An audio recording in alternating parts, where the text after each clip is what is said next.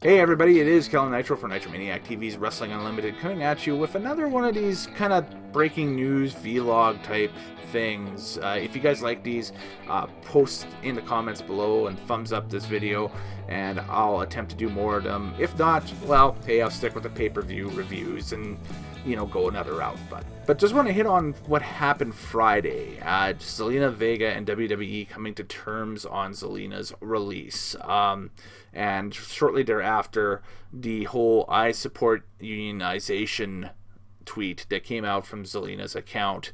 And the big thing right now with a lot of people in and out of WWE and a lot of WWE fans is this controversy with WWE taking a portion of its superstars, or who they deem their on-camera superstars at least, Twitch and YouTube revenue.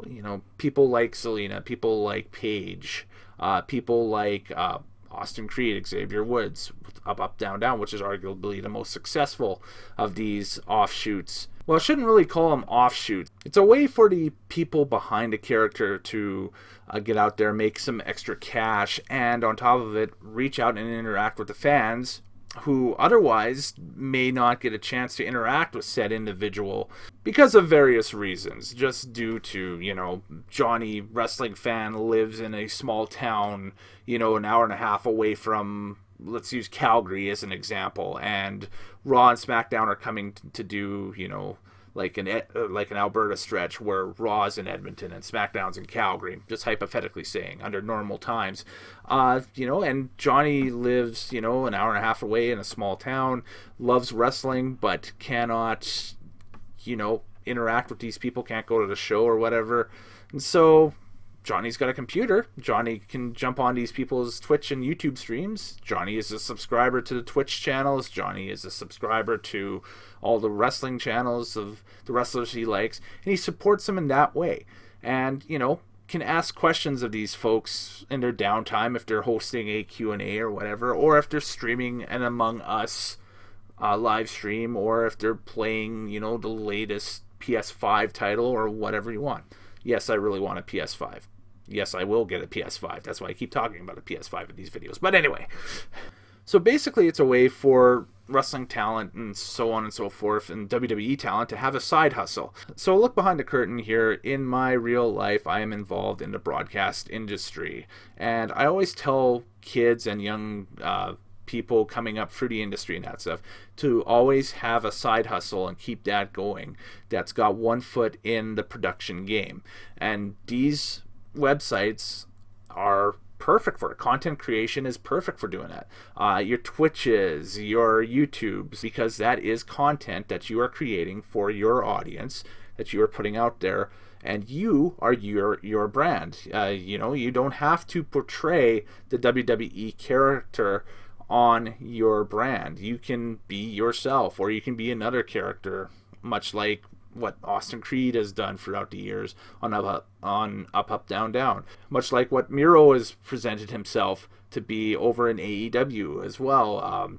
This whole new character that Miro has in AEW is kind of a offshoot of his Twitch personality, which, if you've ever sat in on his Twitch streams, he's just a happy-go-lucky guy who will openly answer questions about being a Russian heel, and so on and so forth on his Twitch stream for WWE. So, was asked, do I support WWE wrestlers unionizing? Under this circumstance, I do. Actually, under all of the circumstances, I do. WWE, under these baseline deals, other than creating, the financial compensation, at times can really take a talent and kind of, monkey with their, let's say, progression in the industry and so on and so forth. I mean, a great example is Luke Harper / Brody Lee, who had to jump ship and go to another company, and who is just now starting to kind of germinate and realize the potential of, some creative ideas that he has had for a long time about the direction that his characters should go, and he's just not a goofy monster with scary eyes from, the Wyatt family, right? I think the straw that broke the camel's back here was the new social media policy with WWE that they wanted to take a percentage of its talents, Twitch and YouTube and whatever else they've got going, Cameo, you name it, profits. I think that in itself was a very, first of all, I think I side on those. I think it was a very scummy move by WWE. It was. Are they in all rights to make that move? Here's the shocker. Yeah, they were.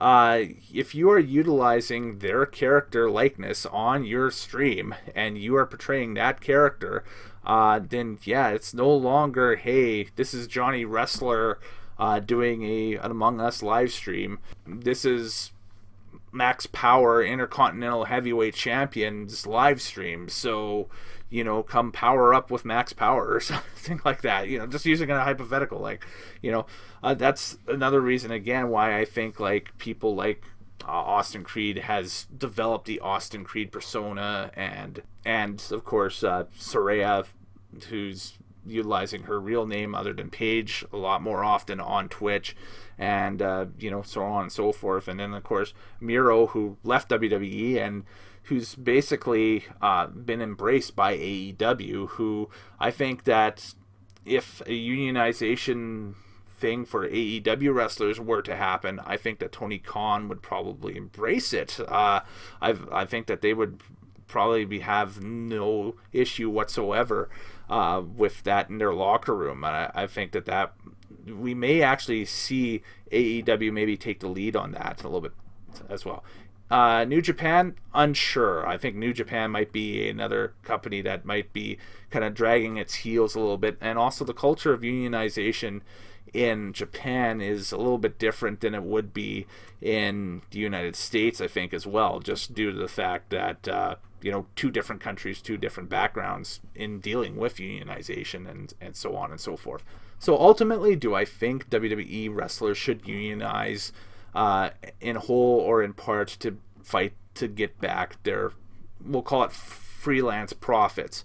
If that's part of the deal, then yes. I think that, though, it's a fine line. I think that if they don't cross that line, if it's, like I said, if it's Austin Creed hosting Up, Up, Down, Down and not Xavier Woods hosting Up, Up, Down, Down, if it's just Austin Creed being himself hosting Up, Up, Down, Down, then I think that that's fine. He should have 100% access to whatever funds or whatever revenue that makes. If it's Xavier Woods, member of the New Day, hosting Up, Up, Down, Down, then yeah, that's the whole thing. And I use that as an example just because it's the most widely known example of it. But Up, Up, Down, Down always has their guests come in and create gamer tags, basically, or nicknames. And I think that might be what started as a joke is now probably kind of a saving grace for a lot of these people, because they've used these nicknames on Up, Up, Down, Down and can still kind of access, whatever financial success their episodes have, or so on and so forth. If it's even structured like that. I'm not even sure if it's even structured like that, but I would assume that might be, an option. If the boys and girls want to unionize, I think that could, for the larger promotions, I think that's a great idea for sure, especially the largest promotion and the way they've handled talent going in and out of there. Because a lot of what they've done over the past year is scummy. They just have a bad track record over the last year. All right, folks. Later days. Happy wrestling watching, and we'll see you next time on Nitromaniac TV's Wrestling Unlimited. Take care.